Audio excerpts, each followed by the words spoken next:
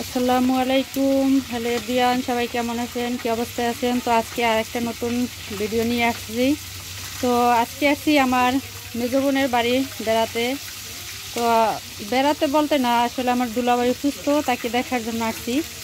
তো আমার বোনে আসলে আমাদের জন্য কি কি রান্না করে সেগুলোই আপনাদের মাঝে শেয়ার করতেছি। তো এই দেখেন, তো কী রান্না করেন আপা?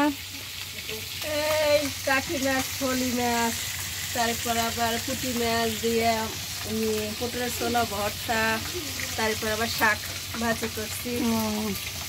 আমি একটু আবার বলি, এটা হচ্ছে হাইসে শাক। এই যে গ্রামগঞ্জে হয় না পানির মধ্যে যেগুলা, এগুলো হচ্ছে হাইসে শাক। তারপরে হচ্ছে এগুলা আসলে বর্ষাকালে খাইতে অনেকটা মজাই লাগে। এরপরে এই যে আদা রসুন বাটা আছে, এগুলা দিয়ে তরকারি রান্না করা হইবে। এই যে এখানে আছে হচ্ছে কি, এটা কি মাছ? এটা হচ্ছে পুঁটি মাছ। পুঁটি মাছ, এটা বড় পুঁটি মাছ। আর এগুলো হচ্ছে যে গুঁড়ো মাছ, বাইলে মাছ আছে, বল মাছ আছে, কই মাছ আছে, তারপর আবার টাকি মাছ মোট আছে, কথা পাঁচমিশালি। পাঁচমিশালি মাছ। আর এটা হচ্ছে পটল মাছ দিয়ে রান্না করা হইবে। আর চুলায় চুলায় বড় মাছ ভাজতে আছে, এটি একটু বড়টা। ও, আর এই যে পটলের ছোলা আছে, এগুলো কি হবে? এটা ভর্তা হবে পুঁটি মাছ দিয়ে। ও, এই অবস্থা। তো দেখেন, এরপরে আমি আমার বোনের রান্নাঘর দেখতে ঘুরে দেখাইতেছি। এই যে গরিব যারা মানুষ, বেশি বড় লোক না, স্বামী অসুস্থ, এই ভাত রান্না করা হয়ে গেছে, মার গালছে। আর এই হচ্ছে দেখেন, আমার বোনের ঘর হয়েছে কাঠের ঘর, মানে গরিব আর কি বলতে গেলে এক কথায়। তো আসলে এখানে আমার বলার কোনো বলতে আমার লজ্জা করে না, দ্বিধা করে না। কারণ হয়েছে কি, যেটা বাস্তবতা সেটাই প্রমাণ বা তুলে ধরতে হয়, তাই না? আসলে বর্ষাকালের সিজনও চলতে আছে, আবার ঘরের অবস্থা খুবই খারাপ।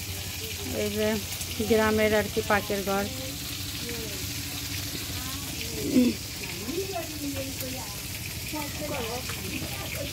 এই যে বাহিরের অবস্থা, এই যে বৃষ্টির পানি পড়তেছে আর কি।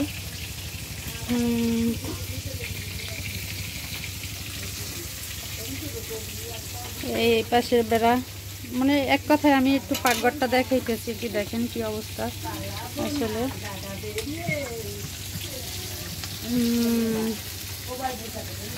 আসলে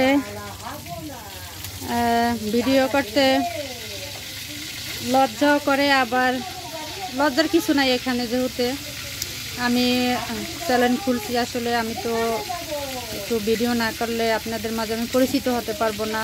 আর প্লিজ যে যেখান থেকে আমার এই ভিডিওটা দেখবেন, সবাই আমাকে একটু সাপোর্ট করেন, আপনাদের ভালোবাসা চাই। আর দেখার পরে একটু সবাই লাইক কমেন্ট করেন, আর প্লিজ সাবস্ক্রাইব করেন। সবাই ভালো থাকবেন, আল্লাহ হাফেজ।